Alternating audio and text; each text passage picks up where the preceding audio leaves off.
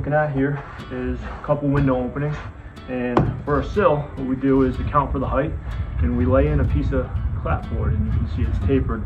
We put that taper going out away from the building, and that way the watershed will go out. So once we have the piece of clapboard down, we actually roll a piece of tape over that piece of rubber, and then we use the stretch tape in the corner.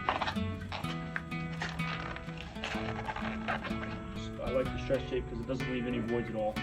It wraps that very nice, and then we wrap the sides. That way, when water does get in, or if it gets in, window seals over time can fail, condensation can build up, that sort of thing. We want that water to be able to get in and get out of our building, not come into our building.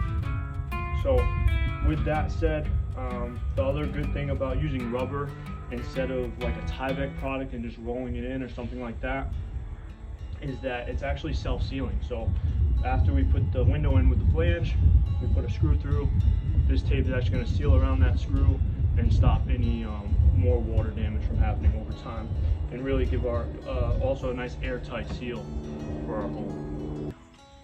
Once we are done with our waterproofing, now we have a pitch sill, and we're going to set a window in here, and we got to shim it to height, make sure everything's square and level. So more clapboard. So what we do is, the bottom one you saw is a piece of pine, just cost effective, it's a lot cheaper. And then we actually get some cedar ones, and we rip down some blocks to fit. I think these are 2.5, and we just reverse it. So that one's pitching this way, that will pitch this way. We'll space them out accordingly. We'll usually glue them down, and then you can put more shims on top as needed. And what that does is this brings this plane back to a level surface for that window to sit on, but then we still have the pitch underneath. So like we said, when water does, or if it finds its way, it can get out. And then with these, I like to start them just a little bit off. I like to leave the opening right there. If I do this, that could dam some water and kick it back this way.